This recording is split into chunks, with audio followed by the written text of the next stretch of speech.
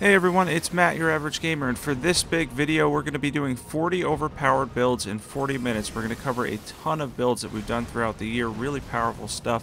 Definitely hang around for this one.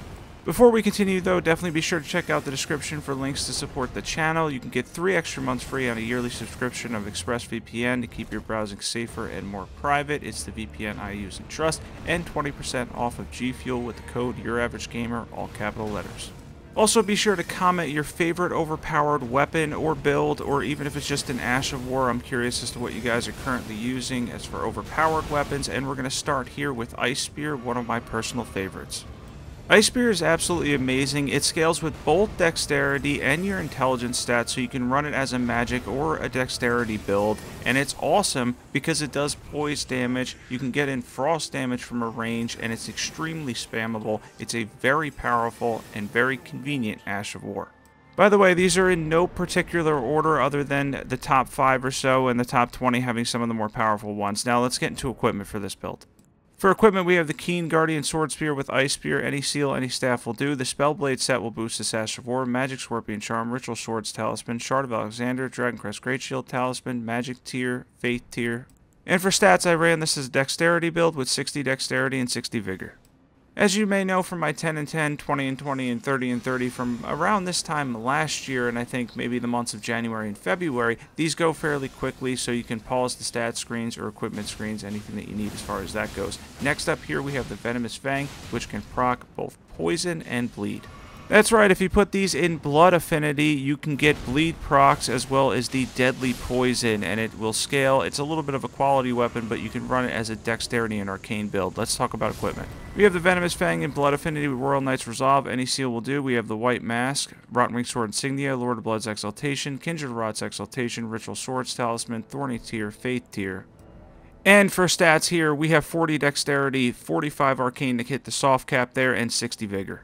Next up here, we have one of my favorite builds in general in the whole game, and that is the Fire Swords, running them as a Faith build with Flaming Strike. You can actually run these with Flame Arc, get a ton of AR, around 700 AR in the Bandit Curved Swords, a ton of damage with jump attacks, and then Flaming Strike itself is an awesome Ash of War. Really fun build, highly recommended. You can run this as a pure Faith build. We're going to talk about equipment here.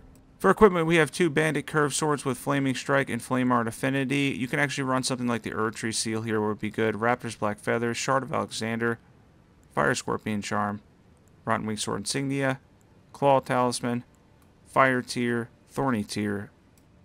Now, as far as stats go for this, it's basically a Faith build. We hit 70 Faith and 60 Vigor for a well-rounded build. And the next one we have up here is Bloodhound's Fang, a personal favorite, and the weapon of choice actually through my first journey of Elden Ring ever was Bloodhound's Fang. I happened to run across it by coincidence in Limgrave from the Everjail, and here you can see us take on the Godskin Apostle. Very easy, does a lot of damage, can do bleed too. Goes really well with Bloodflame Blade, giving you a total of 95 bleed. Let's jump into equipment here. For equipment, we have the Bloodhound's Fang, preferably plus 10. Any seal will do. We're just using it for buffs. We have the Knight's Cavalry set on Altered, Shard of Alexander, Lord of Blood's Exaltation, Ritual Swords Talisman, Dragon Crest Great Shield Talisman, Thorny Tier, Faith Tier.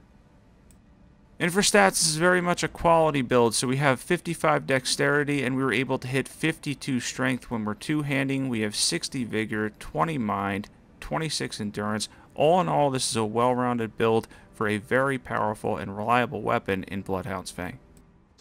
The next build up here probably should have been in one of the later ones because it is really powerful, but I just squeezed it in here towards the beginning, and that's Mohg's Sacred Spear, which does a ridiculous amount of bleed and fire damage.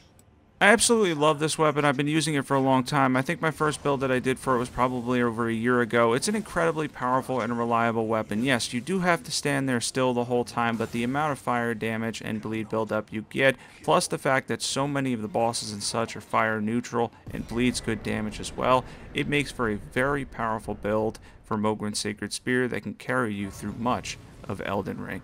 We're going to talk about equipment now.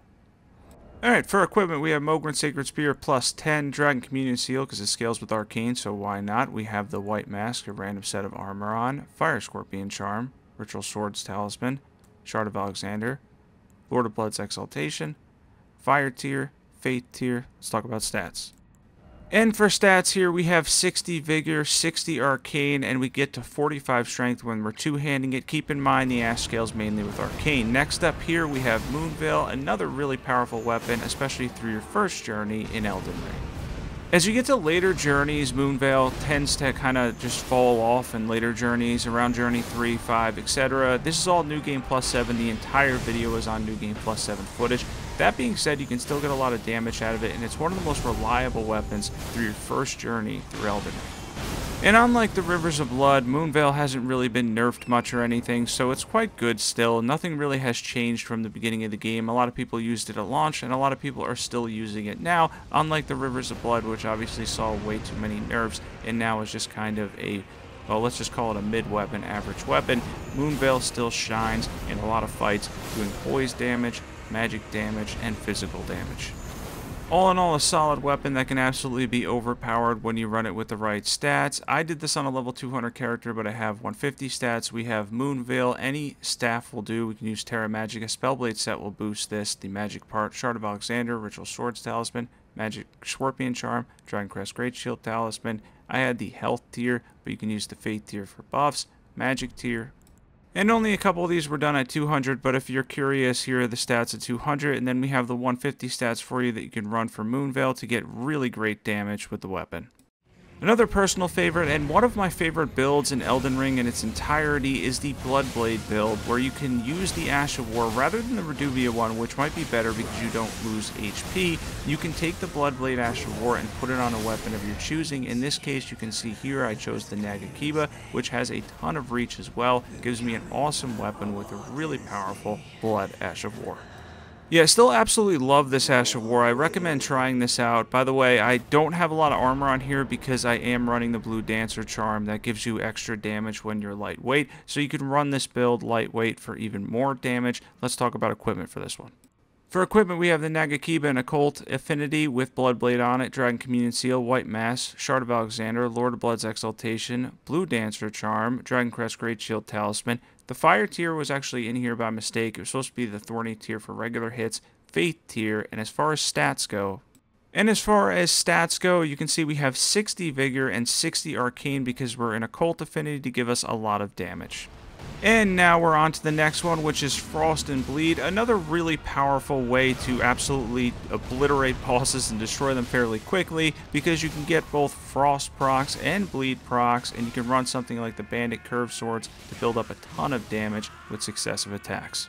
And this is one, by the way, that you can run with pretty much any of the twin blades in the game, any of the curve swords you're choosing. The bandit curve swords are nice, but this is the type of build where you can run it on any of the jump attacks that hit 4 times and absolutely crush it. Let's get into equipment. For equipment, we have one bandit curve sword and blood affinity with seppuku, one with chilling mist and frost affinity. We have the white mask, raptor's black feathers, any seal will do, rotten wing sword insignia, lord of blood's exaltation, claw talisman, Melissen's prosthesis, thorny tier, faith tier. Let's talk about stats. For stats, we have 45 Dexterity, 45 Arcane, and 60 Vigor for a well-rounded build.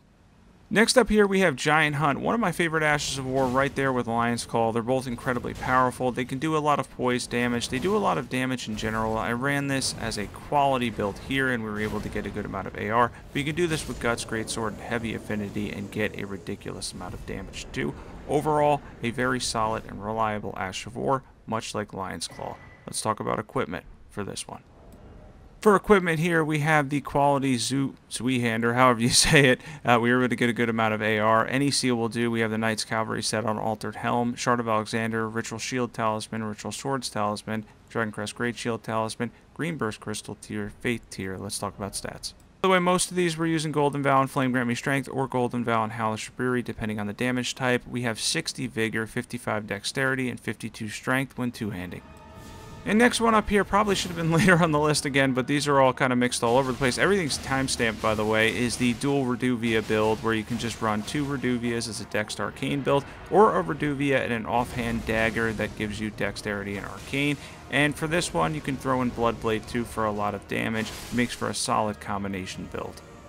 And while I don't like the short reach necessarily of daggers, they can be quite powerful. Let's talk about equipment. For equipment, we have 2 Reduvias, preferably plus 10. Any seal will do. We have the White Mask on, Rotten Wing Sword Insignia, Lord of Blood's Exaltation, Shard of Alexander, Ritual Swords Talisman, Thorny tier, Faith tier. Let's talk about stats.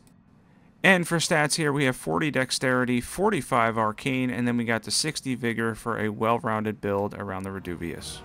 Another strong build that I would actually even go as far as to say that it is an overpowered build is Unsheathe, which does a ton of poise damage. It does a lot of poise damage while doing good damage in general, and then if you do Blood Flame Blade on something like Naginata or Starting Katana, you can get in a decent amount of bleed build up too. The more I use this Ash, the more I like it. The amount of posture damage alone makes it ridiculous, and it just does a fairly good amount of damage to make the game a little bit easier. Let's get into equipment. For equipment, we have the Naginata plus 25 in Keen Affinity with Unsheathe on it. Any seal will do. We had a random set of armor on, Dagger Talisman, Shard of Alexander, Dragon Crest Great Shield Talisman, Ritual Swords Talisman, Fate tier, Posture Breaking tier. Let's talk about stats. Now, the only thing I would change here is I would go for 60 Dexterity and then 60 Vigor. I did this on kind of a glass cannon build, but all around a very, very strong build. Next one up here is an incredibly powerful one in Marais Executioner's Sword. Builds up on successive attacks. It's a really powerful strength and arcane build. It's a weapon I've been using since around launch time, and it can absolutely carry you through some of the bosses in the game. Let's talk about equipment. For equipment, we have Marais Executioner's Sword plus 10, Dragon Communion Seal because it scales with Arcane. We have the Godfrey icon is chargeable, Rotten Wing Sword Insignia, Ritual Swords Talisman, Shard of Alexander, Thorny tier, Fate tier. Let's talk about stats for this one. Now, for stats on this one, we have 50 Strength, and we have 45 Arcane. We're two-handing that so we even get more Strength, and then you could go for 60 Vigor if you want to move your stats around, but I did it as a glass cannon build. Next one up here, we have Prayerful Strike, one of my favorite Ashes of War, again in Eldenring. It's incredibly powerful, it heals you a ton, and it does a ridiculous amount of posture damage too. This makes for a very powerful and strong, even overpowered build. By the way, if you want to run this on the Curved Great Club, it has really good scaling and Sacred Affinity, and you get a lot of damage out of it. It's definitely a good way to run this build. And as you can see on screen here, we're healing back so much at like Blasphemous Blade levels, while also getting posture damage and slamming down for big hits each time. If you haven't seen any of my videos on Prayerful Strike, it turned into an Ash of War that I went from saying, oh, this is okay, to absolutely using it like all the time now. It's amazing. And especially against bosses that don't have a ton of posture, you can just keep getting in those poise breaks and constantly healing back HP to make the game way easier. And you could even tank it, but go for a bunch of armor, go for like Morgott's Great Rune and such. Let's get into equipment. For equipment, we have the Curved Great Club and Sacred Affinity. We have the Erdtree Seal. We've got a lot of armor on here. You want to make sure you hit at least 51 poise. Erdtree's Favorite plus 2, Ritual Swords Talisman, Sacred Scorpion Charm, Shard of Alexander, Holy tier, Fate tier. Let's jump into stats. For stats, this is purely a Faith build. We have 60 Vigor, 70 Faith, and 23 Mind for a well-rounded build. Next one here, by the way, is another overpowered build in Carian Slicer. Anybody that's used this little spell, it's incredibly powerful against the majority of the bosses in the game. It's incredibly fast, very quick, does a lot of magic damage. Boost it with Terra Magica for even more, and as you can see, you can pretty much shred through HP. Definitely lands on the list for me of a personal favorite spell that you can pretty much use as a pocket spell against any of the bosses in the game and absolutely destroy them. As you can see, Morgott went down fairly quickly on New Game Plus 7. Not that he has a ton of HP even on max scaling, but even so, Carian Slicer absolutely destroyed Morgott. Let's get into equipment. For equipment, we have Lucette's Glintstone Staff plus 10. We have the Jellyfish Shield. You don't have to use Azur's Glintstone Crown for this. Ritual Swords Talisman, Graven Mask Talisman, Graven School Talisman, Magic Scorpion Charm. Then we have the Infinite FP tier, Magic tier, Morgott's Shackle. Let's talk about stats. This is one of a couple I did on my mage character, so these are level 200 stats, and then I have level 150 stats for you here, where you can get to 80 intelligence and just use the Golden Veil, Ash of War, and Terra Magica. Okay, this one's just not a random NPC invader, but Morgott's Cursed Sword can be really overpowered for low poise enemies. It does a lot of fire damage, you get bleed build up too, and honestly, it's one of the most aesthetically pleasing and cool weapons in the entire game. Yeah, this is probably one of my favorite weapons to use and pull off. It's really powerful too. Let's get into equipment. We have Morgott's Cursed Sword plus 10, Dragon Communion Seal because it scales with Arcane, random set of armor on. We have the White Mask, Shard of Alexander, Ritual Swords Talisman, Lord of Blood's Exaltation, Fire Scorpion Charm, Fire tier, Fate tier. Let's talk about stats. For stats on this one, it's once again a Dexterity and Arcane build, so you can get to 40 Dexterity, 45 Arcane to get really good damage, and 60 Vigor. And then the next one up here is the Rusted Anchor build with Wild Strikes. One of the most powerful things that you can run with Wild Strikes, given the pierce damage and the amount of stackable and successive damage that you can build up with the Rusted Anchor. This is another personal favorite and definitely goes in with the fun builds as well. If you're looking for something that's really enjoyable, Wild Strikes on the Rusted Anchor will never let you down. It's good enough damage-wise. It certainly can be overpowered. You can even run it in Blood Affinity to get bleed build up, as well as the successive attack damage you can get with this awesome Ash of War and weapon combination. Definitely give this one a try if you're looking for a lot of damage. It's particularly good against dragons, given the fact that you get the pierce damage too, and I think you can actually run the Spear Talisman with this as well because of the pierce damage to get even more build up and damage in general. For me though, I'm running it mainly as a successive attack build on heavy affinity, which scales with an A. Let's get into equipment. For equipment, we have the Rusted Anchor and Heavy Affinity. Any seal will do. We're just using it for buffs. We had part of the Tree Sentinel set on. Shard of Alexander, Rotten Ring Sword Insignia, Erdtree's Favorite +2, Millicent's Prosthesis, Thorny Tier, Fate Tier. As for stats, we're in Heavy Affinity here, so we have 70 Strength, 60 Vigor, 21 Mind, 30 Endurance. Next one up here is Double Slash, which is certainly an overpowered build when you run it on the Naginata or starting Katana with Blood Flame Blade. Now, especially, better than the Rivers of Blood. After getting so many nerfs, Double Slash on the starting Katana or Naginata with Blood Flame Blade will beat the Rivers of Blood. I know, I too was there at launch and I remember how good the Rivers of Blood is, but unfortunately now you're actually better off going with Keen Affinity, Blood Flame Blade, and either the Naginata or starting Katana because you will get more damage. Let's jump into equipment. For equipment, we have the Keen Naginata with Double Slash and Blood Flame Blade. Any seal will do. White Mask, Dragon Crest Great Shield Talisman, Lord of Blood's Exaltation, Rotten Wing Sword Insignia, Shard of Alexander, Thorny Tier, Fate Tier. And the other thing is Rivers of Blood will split your stats everywhere, whereas this you can go for 65 Dexterity, 60 Vigor, and get Blood Flame Bladed there for a lot of damage. And the next one up here, we have Black Flame Tornado, a really powerful Ash of War that gives you a lot of damage with very minimal hyper armor. Yeah, you can get knocked out of this very easily, but the damage that you can get, the amount of build-up and damage from the percentage damage that you get and then the fire damage in general, it's so much on Black Flame Tornado when running it as a pure Fate build because the Ash of War will scale entirely with your Fate stat. That for me by itself is a win alone because of the fact that you can run this as a Fate build and do a whole bunch of different incantations with it too. Let's jump into equipment. For equipment, we have the Flame Art Grave Scythe. I like the Giant Seal with this for fire incantations, Fire Scorpion Charm, Shard of Alexander, Dragon Crest Great Shield Talisman, Ritual Swords Talisman, Defense Tier, Fire Tier. Let's talk about stats for this build. Now, instead of the defense tier, you can run the faith tier and then go for 60 vigor. I was running this kind of as a glass cannon build, and then I had 25 mind and a good amount of endurance because we were running the crucible set as well. And the next one up here is the Bolt of Gransax, which has some of the best range in the game. It does a lot of lightning damage, it's chargeable, and it's a very convenient and powerful weapon to use. Yeah, this is definitely a cool weapon and a fun one to use too. This has been used fairly a lot since launch time for good reason, for the amount of range it has. It originally was good in PvP too, but now people know how to avoid it. Overall though, for PvE, very powerful. Let's jump into equipment. For equipment, we have the Bolt of Gransax, preferably +10. Any seal will do. We had a random set of armor on. Godfrey Icon because it is chargeable. Ritual Swords Talisman, Lightning Scorpion Charm, Shard of Alexander, Lightning Tier, Faith Tier. And as far as stats go, we're only using Golden Vow. Overall, though, this is a dexterity weapon. Make sure you get to at least 60 dexterity and then 60 vigor for a well-rounded build for the Bolt of Gransax.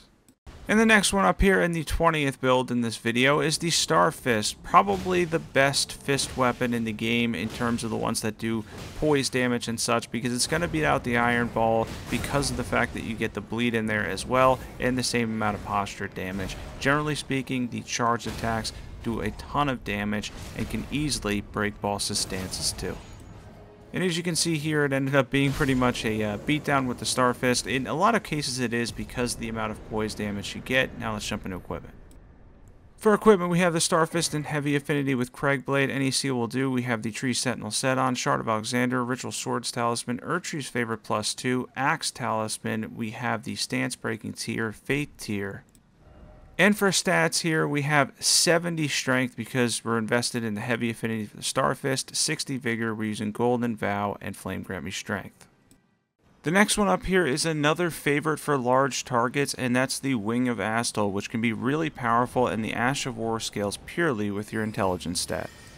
This is actually a very light and solid mage sidearm. If you're looking for a sidearm as a mage build and you're running an intelligence build essentially, you can run this weapon without having to worry too much about the weight, and then use its ability, which again scales purely with your intelligence stat, to absolutely destroy some of the bigger targets in the game. It's a really powerful weapon. Let's get into equipment. For equipment, we have the Wing of Astel plus 10, we had Lucett's Staff, we were using Terra Magica, we have the Spellblade set on, Ritual Swords Talisman, Dragon Crest Great Shield Talisman, Shard of Alexander, Magic Scorpion Charm, Magic Tier, and then use the Faith Tier if you're at 150. Here's the 200 stats. This is one of just a few that I did at 200 on my main mage character. There's the 150 stats if you want to run a powerful Wing of Astel build with some buffs. And the next one up here we have is the Posture Breaker build, which basically essentially combines Square Off, which does a ton of poise damage and actually can make straight swords a little bit overpowered in combination with the glint blades for even more posture damage.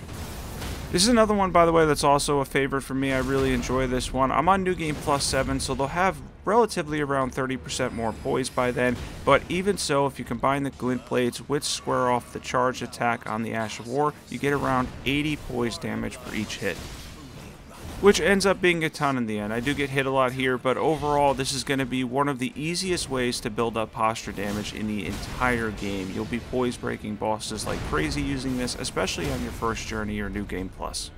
Yeah, basically poise will increase just a little bit each journey, all the way up until Journey 8 when it maxes out, just like damage from bosses and the HP they have, so they're a little bit harder to break by the time you get to New Game Plus 7, but overall still an amazing posture breaking build. Let's get into equipment. For equipment, we have the Noble Slender Sword, which is the longest of the straight swords in Keen Affinity with Square Off. We had the glint blades on a dagger. Any armor will do. Dagger Talisman, Shard of Alexander, Dragon Crest Great Shield Talisman, Ritual Swords Talisman, Faith Tier, Posture Breaking Tier. And then since we're scaling with an A in Keen Affinity, you would go with a lot of dexterity for this build. I would go for 60 dex and 60 vigor. Send 10 points back to vigor there. And the next one up here is the Sword of Night and Flame, which the beam part is very overpowered when utilized properly and with the right stats. However, the fire part obviously isn't nearly as good. It is a little bit slow. It's better for mobs, that's for sure. As far as the beam goes, though, it does a lot of damage. We're going to end up combining the two here to show off both. But overall, the beam on the Sword of Night and Flame does a ton of damage. It has decent range, kind of a mid-range, but a powerful weapon nonetheless. Let's get into equipment.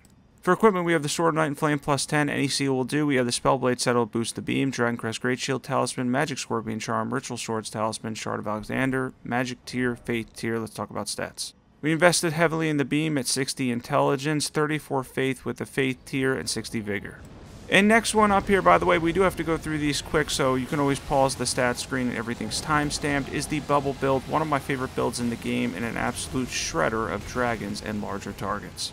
And as you can see here, the dragon in the Altless Plateau got absolutely destroyed by the Bubble Build. The Envoy's Longhorn does immense damage to large targets. Let's jump into equipment for this awesome build and setup.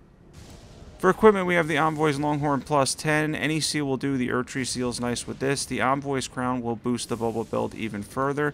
We have Phlox Canvas Talisman to throw in some incantations, Sacred Scorpion Charm, Ritual Swords Talisman, Shard of Alexander, Holy Tier, Faith Tier. Jump into stats for this one. And for stats, by the way, we're using Golden Vow and Howl of Shabiri. We have 80 Faith and 60 Vigor, and you're going to get a ton of damage with this build and setup for the Envoy's Longhorn, and you can throw in a ton of different incantations. Holy incantations certainly fit the build as well. And next up we have Dragon Incantations, some of the most fun incantations in the game that can also do a ridiculous amount of damage. Glintstone Breath is one I really enjoy because it's pure magic damage and it's very easy to use. It can be really fun to combine with different things too, because you can run them as mostly an arcane build with some faith investment, so you can do something like a bleed build. A lot of people like to do that, and then combine dragon incantations to give you a ton of versatility for your build.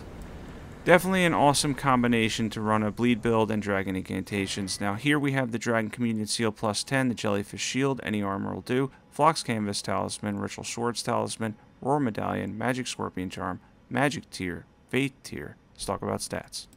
And for stats here, we hit the soft cap. We have 45 Faith and 45 Arcane. We're using Golden Vow, Hellish Fury, Glintstone Breath, and we have 55 Vigor.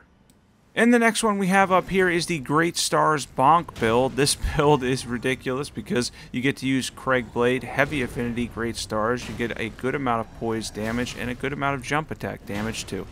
This is another one that I really enjoy. I like this a lot. You can get in a ton of damage to different bosses in the game. By the way, you can also get a little bit of bleed build up too because the Great Stars themselves have innate bleed on them. It's not going to work on this Gargoyle here, but he will take good damage from the jump attacks and a solid amount of posture damage too when you're combining in Cragblade. Let's go over equipment and stats for this one. For equipment, we have 2 Great Stars and Heavy Affinity with Cragblade on them. We're using the Raptor's Black Feathers to boost our jump attacks. We have the Dragon Crest Great Shield Talisman, Ritual Swords Talisman, Claw Talisman, Green Turtle Talisman. And then we have the Poise Breaking tier, the Faith tier. Let's talk about stats. And for stats, we have 70 Strength because we're in Heavy Affinity. We have 60 Vigor, 23 Mind, and 30 Endurance for a well-rounded jump attack build for the Great Stars. And for the next one, we have Death's Poker, one of the highest damage caps in the game. It's absolutely absurd how much damage you can get, especially when you're running it with Terra Magica. Between the Frost build-up and the pure magic damage, it's a rather ridiculous and fun weapon to use. And it works well in late game bosses and such too. The only downside is it's a little bit slow to use, but you get 2 different things you can do with it, the Trail and the Explosion. Let's jump into equipment for this awesome build and setup. Really fun one to use. For this, we have Death's Poker, preferably +10. Any staff will do. We're using Terra Magica. Any seal will do. Shard of Alexander, Magic Scorpion Charm, Ritual Swords Talisman, Dragon Crest Great Shield Talisman, Magic tier, Faith tier. Unlike the weapon itself, the Ash of War is purely your intelligence stats, so we have 50 intelligence, enough faith to do some buffs, and 60 vigor. The next one up here is the Burno Flame build. This is a strategy I've been using on Malenia for over a year now, and it, by the way, can absolutely destroy her because she has low poise and 0 fire resistance, but Burno Flame is an incredibly powerful incantation and can make your faith build a lot stronger. This is one I really enjoy using because of the fact that it has so much RNG to it. Much like Ancient Dragon Lightning Strike, the Faith stuff tends to be more RNG related, but when you do get really great damage out of it, it absolutely turns into something insane. So Burno Flame itself can definitely be fun to use, and it can be very useful for an assortment of situations like Malenia here. By the way, if you want to check out on my channel, I have this exact strategy for Malenia. If you're ever having trouble with her, Fire works really well on her, Bleed works well too. If you combine the two, that can work really well. The Rivers of Blood used to be fantastic against her before they nerfed it like crazy, but Burno Flame is definitely a solid strat. Let's jump into equipment. For equipment, you can have 2 giant seals or 1 giant seal, and the Jellyfish Shield will do. We had part of the Crucible set on, Fire Scorpion Charm, Godfrey Icon because it is chargeable, Dragon Crest Great Shield Talisman, Ritual Swords Talisman, and then we have the Fire tier, and then we had the Defense tier as well, but you can also use the Faith tier. Now for stats for this one, I ran it again as a Glass Cannon build, but if I could go back, I would use the Faith tier and then put the extra 10 points back into Vigor to get to 60 Vigor for a well-rounded build. Now this is the 2-parter, kind of goes with the last one. This one actually might have better stats for you to run both of these, but also Giant's Flame Take Thee, another powerful and chargeable option where you can throw giant fireballs. Another fun fire option to run as a Faith build, you can actually combine Burno Flame because they basically have the same talismans and stats with Giant's Flame Take Thee, and let's jump into equipment for this one. For equipment, we have dual giant seals, we have the Tree Sentinel set on, we have the Phlox Canvas Talisman, Ritual Swords Talisman, Godfrey Icon, Fire Scorpion Charm, Fire tier, Faith tier. And for stats on this one, we hit 70 Faith and 60 Vigor, so these stats overall will probably be better for the last one as well, and definitely try this out, it's a really fun build. And for our next overpowered Eldenring build, we have Ancient Dragon Lightning Strike, which can be a really powerful incantation. It has a little bit of RNG like Burno Flame, but when it does do damage, it does a lot of damage. And it's another one that can be really fun to use. As you guys may know, I enjoy Faith builds. Let's jump into equipment. For equipment, we have the Gravelstone Seal plus 25, the Jellyfish Shield, we had part of the Tree Sentinel set on, Phlox Canvas Talisman, Ritual Swords Talisman, Dragon Crest Great Shield Talisman, Lightning Scorpion Charm, Lightning tier, Faith tier. Let's jump into stats for this one. Now this one's not necessarily a one-shot build. We're using 2 buffs, just Golden Vow and Hellish Fury, and then we have 60 Vigor and 70 Faith and 25 Mind for a well-rounded build around Ancient Dragon Lightning Strike, where you don't have to run like low health or anything like that. You can get a lot of damage. And the next one we have for you here is the Darkmoon Greatsword. This one probably should have been in the top 5. These aren't ranked after all, although the top couple are certainly of the most powerful variety. The Darkmoon Greatsword is really good. It's one of the most reliable weapons in the game. Extremely FP friendly, does poise damage with the beams, does pure magic damage, and again, its reliability is almost unmatched. Yeah, the damage you get per the amount of FP cost is truly incredible, and it makes the Darkmoon Greatsword one of the best weapons in the game. Let's jump into equipment. For equipment, we have the Darkmoon Greatsword plus 10. Any staff will do. We're using Terra Magica. Any seal will do. The Spellblade set will boost this. Shard of Alexander, Ritual Swords Talisman, Magic Scorpion Charm, Godfrey Icon because this is chargeable, and then we have the Magic tier, and you can use the Faith tier for buffs. Let's talk about stats. This is one of a few, again, that I did on my mage character at level 200, so if you want to see 200 stats to get a ton of damage out of it, and then once again, I have 150 stats for you that you can run to get a ridiculous amount of damage from the Darkmoon Greatsword, and even throw in some buffs too. The next build up here is another one that I've been using more recently, and that's the Naginata with Repeating Thrust. Repeating Thrust can be a really powerful Ash of War that can build up on successive attacks and is good in combination with Bleed. Overall can be a really powerful combination, plus the Naginata itself is a very good and versatile weapon with a fairly good amount of AR too. By the way, don't forget to comment, I mentioned this earlier, your favorite overpowered weapon or Ash of War in Elden Ring. I'm curious as to what you guys are using to take down bosses quickly. And by the way, as mentioned earlier, this is New Game Plus 7, so the Godskin Duo here does have a good amount of HP, but it's not going to matter much. You can see them disappear fairly fast with the combination of the Naginata and Repeating Thrust. This is one I recommend trying too if you get a little bit tired of the jump attack bleed builds and you want something else that can build up a lot of damage and a good amount of bleed as well. Repeating Thrust is an Ash of War I've been using a lot more lately. Let's get into equipment. For equipment, we have the Naginata in Keen Affinity because we're Dexterity build with Repeating Thrust, Bloodflame Blade, White Mask. We have Lord of Blood's Exaltation, Millicent's Prosthesis, Rotten Wing Sword Insignia, Ritual Swords Talisman, Thorny tier, Faith tier. Let's talk about stats. For stats, we have 60 Vigor and we got the 75 Dexterity. And the next one up here is my favorite Claw build, and that's the Raptor's Talons. Now, Bloodhound's Claws may be better because they have better AR and they have the good strength scaling, but I like the unique R2 flip that the Raptor's Talons have, and I like running them on a Dexterity build. Claws are really powerful now since the buff from 1.08. Definitely another solid option to try out if you're looking for a lot of bleed buildup and a lot of successive attack damage in general. The combination between Claws and Bloodflame Blade can be a deadly one for the majority of bosses in Elden Ring. Let's go over equipment for this awesome build and setup. For equipment, we have the Raptor's Talons in Keen Affinity because we're a Dexterity build. We're using Bloodflame Blade. Any seal will do for buffs. The White Mask would go well with this. Millicent's Prosthesis, Rotten Wing Sword Insignia, Lord of Blood's Exaltation, Ritual Swords Talisman, Thorny tier, Faith tier. Now for stats here, if I were to change one thing, I would go for 75 Dexterity and 60 Vigor for a well-rounded Raptor's Talons build. The next one up here is Lion's Claw, one of the most reliable Ashes of War in the game for strength builds, and a personal favorite as well because my first journey through Elden Ring, Lion's Claw actually helped me complete the game. So easy to use too. It's pretty much one of the most spammable Ashes of War in the game too for strength builds, where you can just continue to use Lion's Claw, get posture damage, get damage in general, and hit really hard. Goes perfect with Guts Greatsword too, gives you a little extra reach. Let's jump into equipment. For equipment, we have Guts Greatsword with Lion's Claw and Heavy Affinity. Any seal will do. We had a random set of armor on. Urtru's favorite +2. Ritual Shield Talisman. Shard of Alexander. Ritual Swords Talisman. The Posture Breaking tier. Faith tier. And for stats here, we're a strength focused build. We get to 90 strength when we're two-handing it, and we have 60 vigor.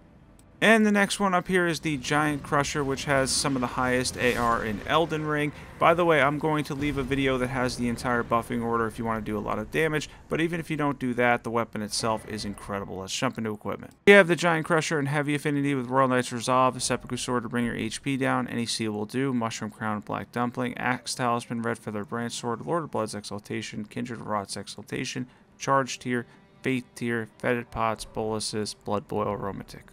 If you don't want to use a consumable, you can use Hellish Brewery instead for 5% less damage. And we have 60 Vigor here. We get to 90 Strength when we're two-handing it, 30 Endurance, 23 Mind for a powerful one-hit build.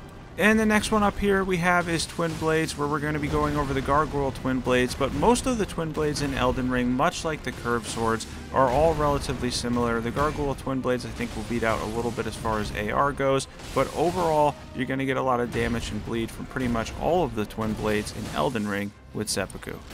Some of the most absurd builds since launch time have been built around doing jump attacks. Pretty much all of the bleed builds are relatively the same too, where you're building up successive attacks and you're working with the White Mask and Lord of Blood's Exaltation. And by the way, now that I've tested every single Twinblade with Seppuku in the game, I can honestly say too as well that the Godskin Peelers for Dexterity and Arcane build are also really good. They're solid as well. They're another great option if you want to run a Dexterity and Arcane build. Let's jump into equipment for this one. For equipment, we have two of the Gargoyle Twinblades with Seppuku on them in Blood Affinity. Any seal will do. We have the White Mask and Raptor's Black Feathers, Lord of Blood's Exaltation, Rotten Wing Sword Insignia, Claw Talisman, Ritual Swords Talisman, and then we have the Faith Tier and Thorny Tier. By the way, if you have both, you can use Millicent's Prosthesis as well. I was using Ritual Swords Talisman, but here we have 50 Strength and the 45 Arcane for the soft cap there. And the next one up here is Comet Azur, which works much better for targets that are standing still, like Mohg, Draconic Tree Sentinel, or even Morgott after the scene.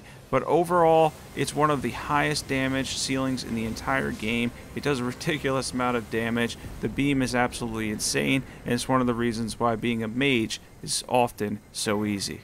Truly an incredibly powerful spell, one of those spells that absolutely destroys bosses. For this, we're using Lucette's Staff and the Jellyfish Shield. We have Azur's Glintstone Crown on.